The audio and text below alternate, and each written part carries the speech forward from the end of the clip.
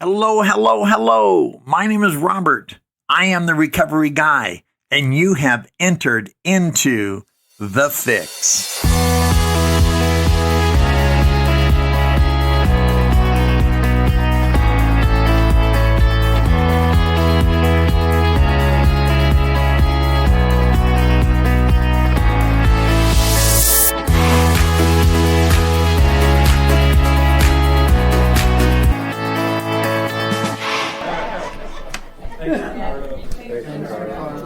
Thank you, Ricardo. My name is Robert, recovered alcoholic. I think the nice things that Mitch said and Ricardo said, I think we should all go home before you figure out the truth about me. Before we get started, I just want to have a moment of silence for my friend Chris Atkins. He lost his wife earlier this week, and even though she was suffering tremendously while on earth, according to my belief, she's in heaven, she's in the arms of Jesus, and no more pain, no more suffering. But still, I want to just bow our heads for just a moment and remember her. And remember Chris, as he is here tonight.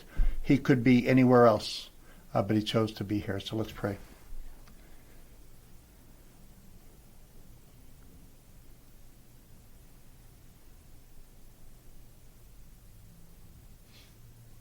Thank you very much. And before the meeting, when the meeting is over, please go and say hi to Chris and encourage him. I've been married 36 years, and Mitch has been married over 30, right? 37. Yeah, 37. Long time. And I never want to know what it's like losing my partner. And so, Chris, my heart goes out to you. Being here with Ricardo has meant a great deal to me. It's what recovery is all about. It's about a fellowship, and I joined Ricardo a little more than a year ago. Came alongside him as he was holding this meeting together, and we had an opportunity to grow up. But we did with a friend, and I want to recognize Mitch. When Mitch was board president, I'll never forget the conversation we had as I was driving down the freeway. Thank God we weren't in person. We'd have killed each other. But by the end of the conversation, we realized we wanted the same thing. We just wanted a little differently. And we've become great friends. And all the meetings that you see posted on Facebook and social media channels, it's all Mitch. I mean, we send him the information every week, and he makes sure it's posted. And so I'm very grateful, And as the growth of this meeting, it wouldn't be the way it is without you. And for that, I'm very grateful. Grateful for the team. I'm grateful for Sarah. Grateful for Caden. I'm grateful for Brett. Brett is a lot nicer than he looks. Trust me, I was afraid of Brett at first because he's bigger than me and he'd probably kick my butt all day long. But the more I got to know Brett, the more I realized he's just a tender man who just loves friends. And so I really appreciate him. Mike, thank you very much for your contribution, stepping up. And we now have Jason Jones, and Jumpin' Joe has joined our team. And so now we have a team to serve you. And I'm very excited about that. There was a time where I didn't need anyone unless you served me. And now I live to serve others. And then when I wanted you to serve me, when I would have a relationship with you because there was something I needed to extract from you. And when that was done, I was gone. Or if you're resistant, I was gone. But that was the only purpose that people served in my life, was to use them up. And when I was done using them, I would just leave. And that's the way I was. That's the way many of us are. And I was always left wanting. I was always left feeling like I never got enough because there was not enough about you. And so I was very transient in my relationships. And that changed 14,246 days ago when I walked back into the rooms of Alcoholics Anonymous. My life would be forever changed. Because in that moment in time, I became surrendered in a way that I'd never surrendered before. I would have surrendered in the past, but it was only for a time. It was only for a season. It was only to get you to stop bothering me long enough so I could get what I wanted, or I would leave before that. And in Alcoholics Anonymous is the first place I ever stayed, because there was something about the rooms of AA that intrigued me. The more they knew about me, the more they wanted me to come back. Conversely, the more you knew about me, if you're a family member, if you were one of my wives, one at a time, it was I didn't make that rule up. It was just a rule. There was never enough, but AA taught me how to stay. And that was very difficult in the beginning, because when I first came into the program, I got sober in Las Vegas. And so February 9th of 1986, I first came into the rooms of AA through a treatment center. And as much as I wanted to be a part of you, you had this thing called honesty that I just couldn't get past. Because where so many of us come from, when we're honest, people leave. And so there was always a part of me that held back, because I was convinced that if you knew where I went, what I did, who I was with, how I did it, I would be the first person in the history of Alcoholics Anonymous that you would ask not to come back. And when you're living on the last house on the block, to be asked not to come back is a very frightening proposition. And I was at that turning point, and I chose to go back out and drink rather than get honest with you. And I ended up in the Rhett Butler Motel in 15th and Fremont in Las Vegas. Not a very good part of its nickname is Heroin Heights. The only good thing about it was catty corner from the Sundowner Saloon. That was pretty convenient. And because I wasn't allowed to drive, and the repo company had already taken my vehicle. But I relapsed for 5 days. And you know what struck out to me the most?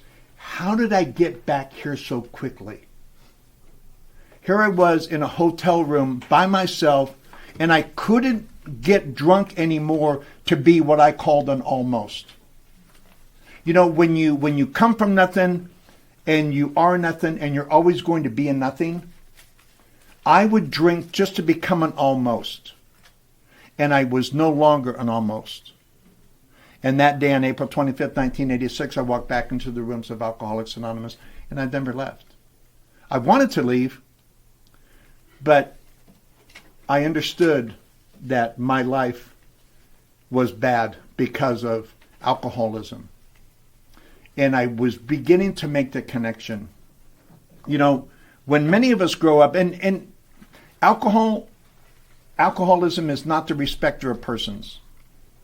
It says on page 17, one of my favorite pages in the big book, there is a solution. There's not a whole bunch of solutions. There is a solution. It talks about passengers on a liner when moment after rescue from shipwreck, when camaraderie, joyousness, and democracy says it pervades the vessel from steerage to captain's table. And it says that we are people who normally would not mix. And that's really true. We come from all backgrounds because alcohol is not a respecter of persons. Alcoholism doesn't care if you're male, female, what nationality you are, what race you are, whether you came from a single family home or whether you came from a broken home, whether you were the middle of 7 children or whether you were an only child. It doesn't matter. Whether you come from money or you didn't come from much at all. It doesn't care. Because it is a phenomenon of craving that separates us from others like us. And we don't know that, because all we know is alcohol makes us feel like we've always wanted to feel. Like it doesn't hurt being who we are. And many of you can relate. From my earliest experiences, my earliest remembrances, I was always different. I never fit. And I'm 5 or 6 years old, and I'm crying myself to sleep at night, wondering why it hurt so much being me. And my anxiety was so intense, I went to bed until I was 11 years old.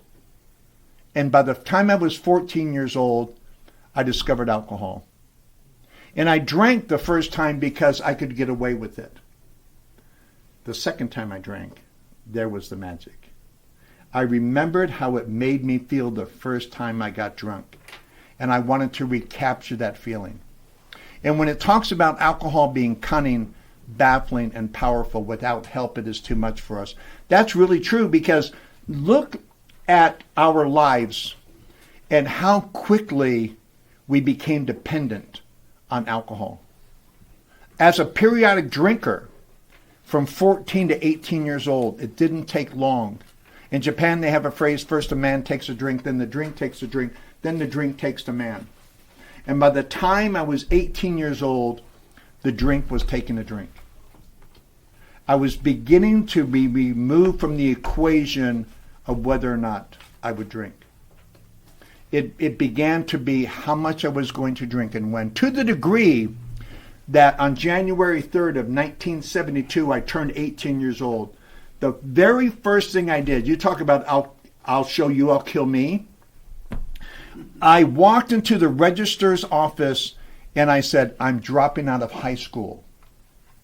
Mind you, I was going to graduate from high school. I could have not shown up and graduated in May. And yet it was necessary for me to walk in and say, I'm dropping out of school. They said, you can't do that. And I said, I can do whatever I want. I'm 18 years old. And I said that in a defiant, justifiable manner. I thought I was going to show them, but I was killing me.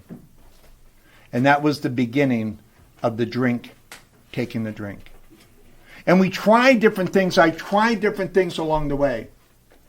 Jobs, relationships, locations. Every place I went, everything I did, every person I was with, they weren't exactly correct.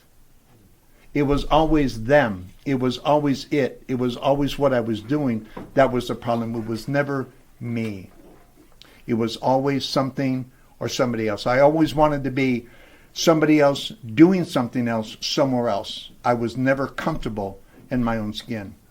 You know, Father Martin in his Chalk Talk, and if you've never, go onto YouTube, find Father Martin and look under Chalk Talk. It's an amazing talk.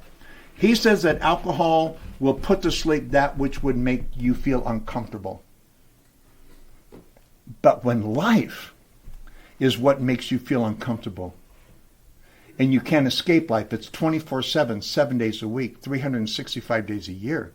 So you're drunk that whole time, because every time I would feel uncomfortable, I would drink something. Depending upon the circumstances, the situation, where I was at, who I was with, but I always had something to drink. I was never farther away from a drink, because I knew that the minute I began to consume alcohol, it says, it talks to that same thing in the doctor's opinion, which, if you're relatively new to the program of Alcoholics Anonymous, and you're not sure if you're an alcoholic, they told me, stick around because you'll do till one shows up, which is actually still very funny in my head. It talks about men and women drink essentially because they like the effect produced by alcohol. The sensation is so elusive that while they admit it is injurious, they cannot, after a time, differentiate the true from the false. To them, their alcoholic life seems the only normal one. They're restless, irritable, and discontented unless they can again experience the ease and comfort which comes at once by taking a drink. Drinks which they see others taking with impunity. At once. I didn't have to wait. Just knowing that alcohol was beginning to do what alcohol did for me was often enough. Because, the deliverable, it's not like doing something intravenously. You have to wait for a few minutes for the alcohol to circulate through the bloodstream, to get to the brain, to begin dumbing down those things that made you feel uncomfortable. But just knowing that it was on the way, it was like pain medication, because guess what? It was. Unfortunately, the pain wasn't anything I would get over because the pain was me. You know, it's amazing that we need to be convinced that we're powerless over alcohol. We've known for a long time. We just never want to admit it. We never have to wonder whether or not our life is unmanageable. My friend told me it's 3 o'clock in the morning and the lights are out and nobody else is there. We know what the truth is. We just don't want to admit it. I knew for a long time that I was powerless over alcohol. I was just so consumed with not being found out. You know, people would tell us a long time before, I think you drink too much. I think this is a problem. You know, sometimes the judge would tell us.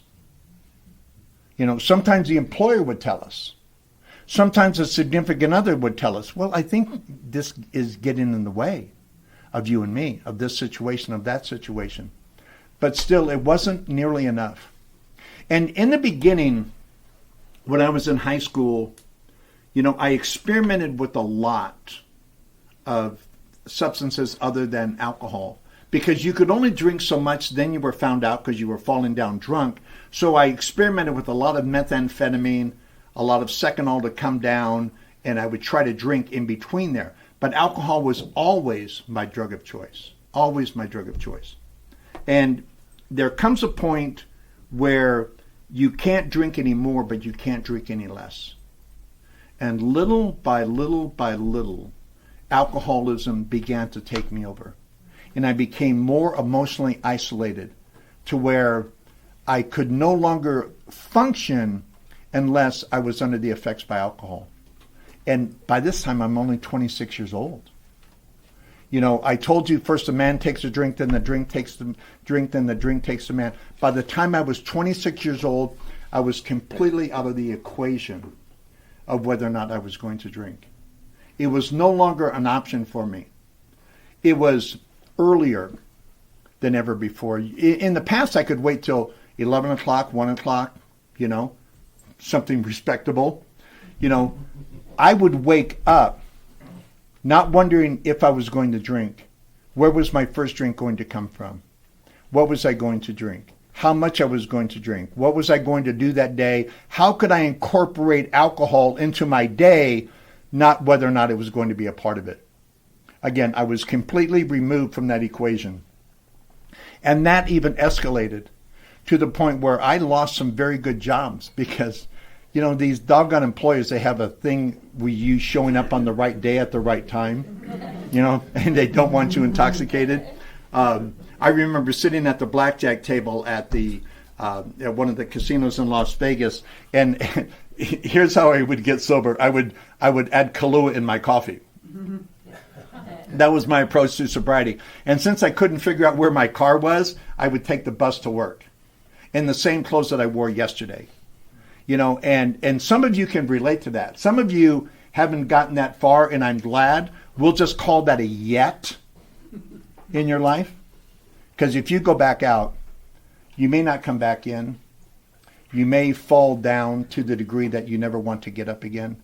And that's really sad because to die from a treatable condition, it's not like we have stage 4, stage 5 cancer where we go to the doctor and said, if I would have diagnosed this 3 years ago, I could have helped you. You're beyond cancer. You're beyond chemo. You're on radiation. You know, spend the next 6 months enjoying yourself because you're going to die. That's not us at all. We have a way out on which we can absolutely agree and join in brotherly harmonious action. There's a book, it's called The Big Book of Alcoholics Anonymous that Ricardo referred to. The first 164 pages are a blueprint to wellness. They're a blueprint to recovery. And don't take my word for it. Take the word for the first 100. I was at a meeting with Joe a couple weeks ago, and there was a guy, after Joe and I had shared, he's actually not nearly as nice as me.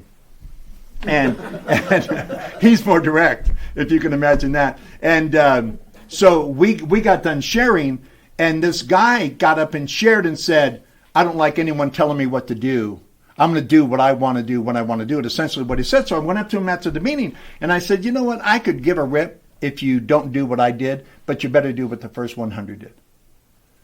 because I'll make a mistake. They wrote a book telling us how they have recovered. And they said, we hope this book is so convincing that no further authentication will be necessary. So here I am now in the rooms of Alcoholics Anonymous, and I'm negotiating honesty.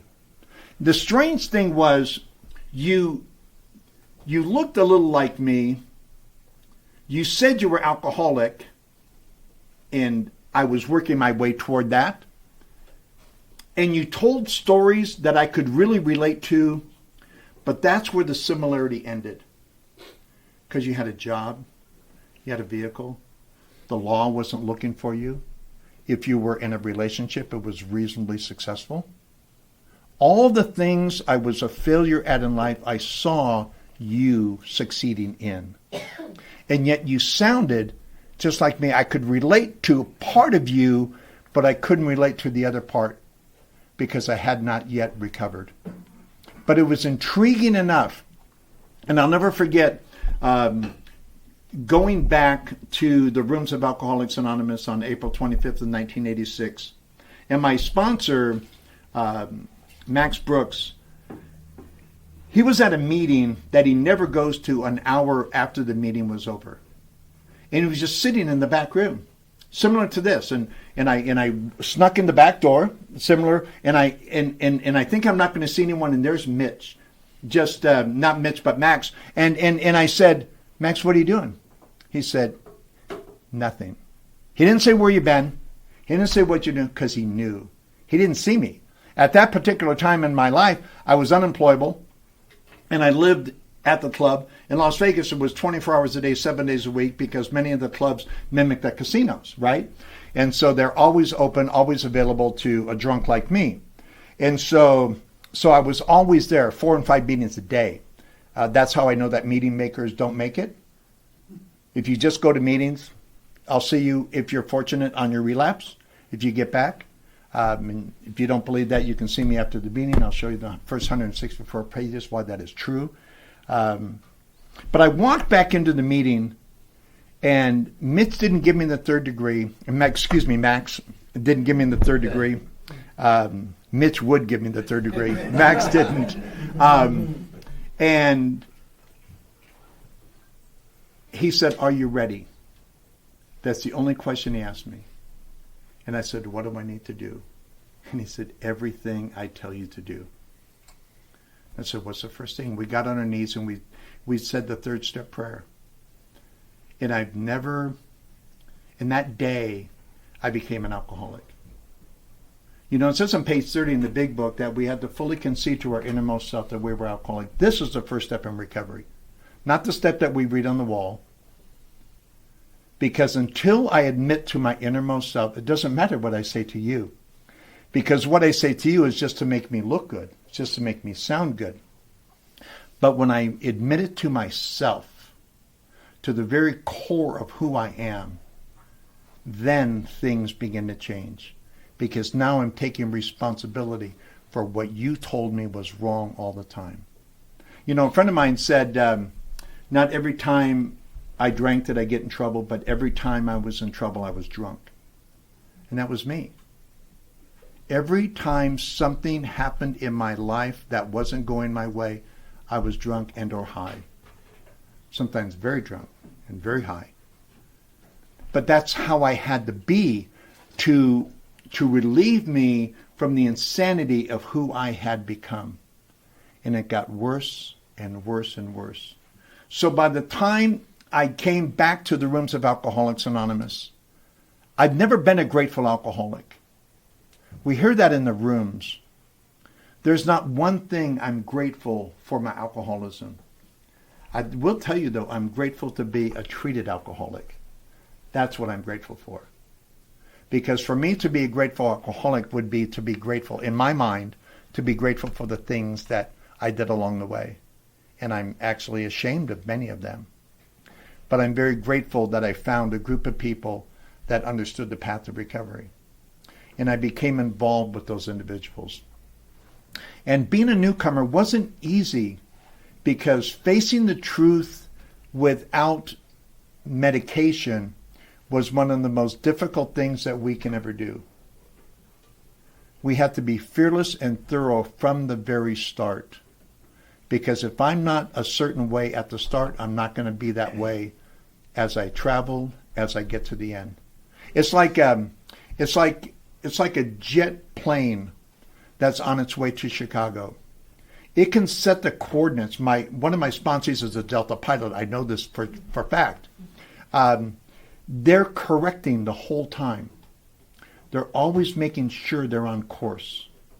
They're always making sure, checking their instrumentation, because sometimes storms come along the way, sometimes wind. There's a lot of elements out there that want to divert them from their course.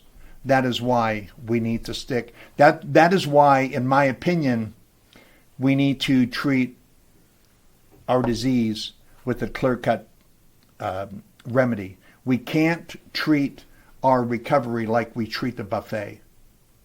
When you go to Sizzler or Chuck-A-Rama, or back in my day we called them smorgasbords, we go in and we pick and choose what we want to eat and how much we want to eat it. We only eat that which we're comfortable with. Some of the steps we're just not comfortable with. It's one thing for me to admit I'm powerless over alcohol, that my life had become unmanageable. Not and, there's a hyphen there, not an and there. That my life had become unmanageable. Because if you say I'm powerless over alcohol and my life it becomes disjointed.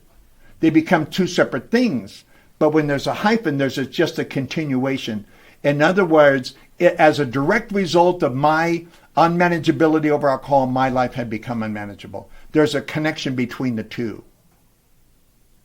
And step 2 was almost a relief, because step 2 was my introduction to a remedy to that which I was suffering from. Oh, I'm powerless over alcohol? That my life had become unmanageable? Wow, I guess I have been living an insane life. You mean I can be restored to sanity? The answer is yes. And I was very fortunate. There's a lot of men that I know who are still sober to this day. My sponsor's been sober 45 years. My friend Ed Lynch, he's just celebrated 59 years. Fast Eddie P. just celebrated 41 years. Scott Shields, 42 years. I have a litany of men who have helped me along the way. Show me that the easier, softer way is the 12 Steps of Alcoholics Anonymous. Our book is meant to be suggestive only. We realize we know only a little. Here are the steps we took, which are suggested as a program of recovery. Does anyone want to guess what the alternative suggestion is? Go try some controlled drinking. Thank you, Mark. Don't just do it once. And essentially get a belly full of your condition. Because we can't do the steps our own way. We want to, because that is the easier, softer way. But it says, rarely have we seen a person fail that has thoroughly followed our path. Those who do not recover are men and women who cannot give themselves to the simple program. It even goes on to say there are those who suffer from grave emotional and mental disorders, but many of them do recover if they have the capacity to be honest. First 3 steps: honesty, open-mindedness, and willingness.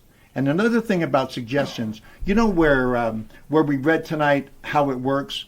It says, A, that we are alcoholic and could not manage our own lives. B, that probably no human power could have relieved our alcoholism. And C, that God could and would if he were sought, right? Steps 1, step 2, step 3.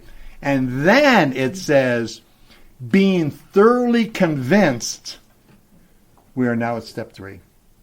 Interesting how we go from a suggestion to being convinced. I think we're supposed to be convinced all along. The only reason suggestion was in there because Bill wanted to placate the other 100 who said, you can't put direction in there. But that's what it is. It's direction. Because if you want to go from here to Chicago and you don't follow the map that I give you that will take you directly to Chicago, you could end up anywhere. You could end up not wanting to go to Chicago because you like where you ended up instead of being in Chicago. You started to go to Chicago, but going the path of Chicago was a little bit too difficult, so you thought you could find an easier, softer way. You thought you could take a detour and end up where I ended up. That's how I was originally. I thought that I could mimic you and be you. No, I had to do what you did to become like you. So when I came to believe that a power greater than myself could restore me to sanity, that was the opening of my open-mindedness. My willingness took place when I took step 3, where I became willing to turn my will and my life over to the care of God as we understood God. And a lot of times people get that very, very, very twisted. We don't have to have a higher power at step 3. We just have to become willing to turn our will and our life over to the care of God. In example, I didn't have a higher power. I didn't know who my higher power was until I was 7 years sober. 7 years of using the group and various different things. I just knew that nothing ever good would come from my drinking. So I learned how to believe in something that I couldn't see. Because we are very tangible people, right? We are very tangible. If we can't see it, smell it, touch it, taste it, feel it, we don't believe it. And so to believe in something that I couldn't see became a very difficult path for me.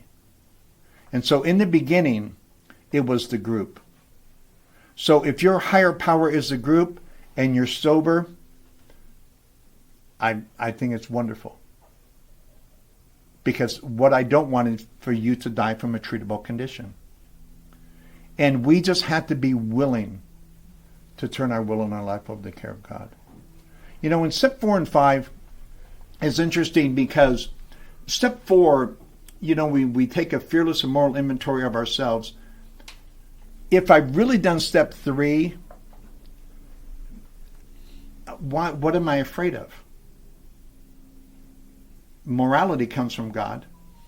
Being fearless, I've already turned my will and my life. Nothing can happen to me.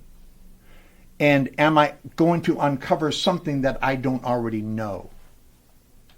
The answer is no. So when I get to step 5, admitted to God, to myself, and to another human being, the exact nature of wrong, the God that I chose to believe in knew everything anyway, because he can see in the dark, which is kind of scary in the first place. I already knew everything about me. Remember, it's 3 o'clock in the morning, the lights are out and nobody else is there. And my sponsor, he'd done worse things. So he wasn't surprised by anything. He said, is that all? Yeah, isn't that enough? You know? And so when I did those things, there was a sense of freedom, a sense of weight lifted off of me. So if you're afraid of step 4, don't be afraid of step 4. If you're going to be afraid of anything, be afraid of step 5. It's because at that point, do you need to admit the things that we've kept secret? And we're only as sick as our secrets. I have no secrets. I'm still sick, but I have no secrets nevertheless. But it takes the power away. That by the time I got to step 6, I was entirely ready to have God remove these defects of character. Aren't you? Aren't you sick and tired of being sick and tired? Aren't you ready for some freedom, for some breathing room? Then do step 6. And God hasn't taken all these defects of character, but we are entirely ready. I'm ready, God. I hope you are, because I can't do this alone. And then we've already humbled ourselves in step 2. We've actually humbled ourselves in step 1. We admitted we are powerless over alcohol, that our life had become unmanageable. That is humbling enough, where we concede to our innermost self that we were alcoholic. This is the first step in recovery. So by the time I get to step 7, I've already humbled myself. Humbly asked him to remove these shortcomings. What shortcomings? It's not I'm going to uncover something different. I've already uncovered. You know, Bill was brilliant in many respects. Bill said the same thing using different words. So inventory, defects of character, shortcomings, the exact nature of wrong, they're the same thing, just using different words. And he was a master of that. So I've been doing that all along, just defined differently. So when I get to step 7, I humbly ask him, I'm so tired of fighting. Aren't you? Aren't you tired? At some point, surrender is the best option. Because it's the only time I ever got rest, when I surrendered. As long as I'm fighting, I'm 24/7 on guard for something that I can't win. But God could and would if he were sought. You know, we're the only variable in that equation. Because God could and God would if he were sought. Who's the common denominator there? Robert is. It's better when he is sought, not if, because I want to remove that variable as much as possible. So step 8 is interesting because step 4 actually populates step 8. The people I had resentment for, had sexual situations with, and all the other things, resentment, anger, fear, all those things that are uncovered in step 4 are pre-populated in step 8. And as I try, and a lot of people are afraid of step 8. But if you're going to be afraid of anything, be afraid of step 9. It's like step 4. What am I afraid of? I'm just writing things down. Step 8, I'm just writing things down. If I want to be afraid of anything, be afraid of step 5, where I really have to clean my closet, and step 8 or 9, where I need to approach people. But it's interesting, sometimes in the beginning, I thought you had to forgive me for step 9 to be fulfilled. When I read the step, made direct amends to such people wherever possible, except when to do so would injure them or others. That step is not them forgiving me. That step is about asking for forgiveness. That I'm not the person I was, that I'm sorry I harmed you. I didn't mean to be that person. I know you expected someone different, and I'm sorry that I deceived you along the way. Some of the people, I have a brother and a sister, and I have an older daughter who will never see me the way I want to be seen. I need to let them own that. Because what else can I do? What else can I be? I need to let them live their life, because my step 9 with them is complete. And what's nice is that in 39 years of recovery, 39 years in one day, the day is important, because we're not cured of alcoholism. What we really have is a daily reprieve contingent on the maintenance of our spiritual condition. And it's interesting, we give chips for 30 days, 60 days, 90 days. All of a sudden, we don't count the days anymore. 6 months, 9 months, a year, 18 months, which we call that the whiner chip. It's a great joke. And then we have 2 year and 3 year, 4 year. I remember my day. I tell you, every Monday, I use my handy dandy little I am sober calendar, and I know what day I'm on, and then I just add that up throughout the week. And I remember, because I never want to lose sight of the day. I never want to lose sight that this is a day at a time program. And people ask me, they often ask me, they don't ask Joe, they don't ask Mitch, but they do sometimes. How can you be so happy? You've been sober, 33 years? A long time, right? Yeah, 36 years, a long ass time. Mark's been sober over, 31 years? 34. See, I'm selling you short, bro. And so, but sometimes people will come to us and say, why are you still here? how come you're so happy? Jason, I think you have 19 years now, something like that. And how come you're so happy? Because we never forget where we came from. We'll never forget the day we first walked into the rooms of Alcoholics Anonymous. Remember the day that you walked into a meeting, and this is relative no matter where you're at. Remember when you walked into the rooms and you realized you never had to go anywhere else ever again? What a relief that was. How amazing that was. You know, in Dorothy and the Wizard of Oz. And if you've never watched that movie through the eyes of a recovered person, watch the movie as a person of recovery, and you'll be blown away. Dorothy's tripping the whole way through.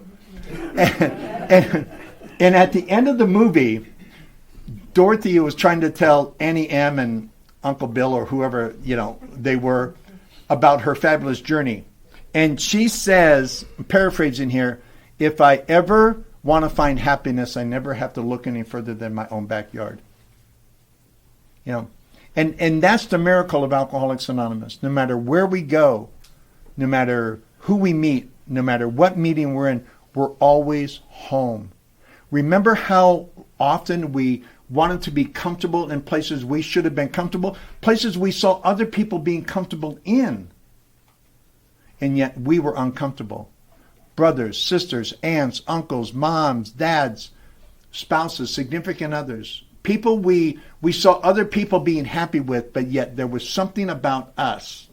We thought it was about them, but it was always about us. That is why I live in steps 10, 11, and 12. 10 is continue to take personal inventory, and when we're wrong, promptly admit it. My sponsor, who is quite brilliant, he says to me, clear away the wreckage of your present so it doesn't become the wreckage of your past. So I clean my house pretty much every day. Every day. And I hope you do the same. Every day. How much better can I be today knowing what I know than I was yesterday? If that's not the course that we're on, eventually yesterday catches up to today. And today becomes so polluted that it messes up tomorrow. So every day I take that personal inventory, and trust me, when I'm wrong, it's not always comfortable, but I know that it will become comfortable. And if I don't do it, I will become very uncomfortable. And uncomfortable causes pain, and pain requires medication. And medication is alcohol to a person like me. See, one thing that we can never undo is go back and restructure our DNA. That's why I will always be an alcoholic. That's why I will always stay in the position of recovery, because I want to stay recovered. That's why in step 11, I sought through prayer and meditation to improve, not establish, to improve the conscious contact with God as we understood it, praying only, inclusive word, only for the knowledge of His will for us and the power to carry that out. In step 1, I was powerless. In step 11, I have power. In step 1, I'm trying to solve my problem. In step 11, I'm trying to align myself with my higher power. And it's interesting how we progress, and it's things that I want in the program of Alcoholics Anonymous in my recovery. In step 2, it says that I need to be restored to sanity. I came to believe that a power greater than myself could restore me to sanity. In step 10, right before step 10, it says, for by this time sanity will have returned. So I have to follow a path, a pattern. What does it lead me to? I want it to lead to me, because I want this to be about me. I've done all the work, but what do I need to do in step 12? I need to acknowledge my relationship with the power greater than myself. Then I don't even get to go serve me. I have to serve you. Where's the me in this whole thing? After I tried to carry the message, just like step 9, a lot of times, like could you imagine being, I think it was Jeremiah, he preached for, this is just my biblical opinion, you don't have to take it. Well, right now you do, but you can believe whatever you want to believe. He preached and he never got a convert. And yet he continued to preach and preach and preach. And he was very faithful. So we don't have to have anyone receive our message. Ricardo, when he goes to jails and institutions, his step 12 isn't complete when someone accepts his invitation to get well. His step 12 is complete when he carries that message into the jail. That's when it's complete. And then what do I get to do? I need to practice the principles in all my affairs. What are the principles? The principles are the previous 11 steps.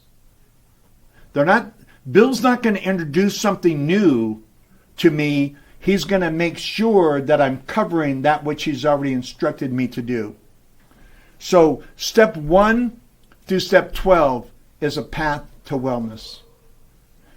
But only if you've surrendered.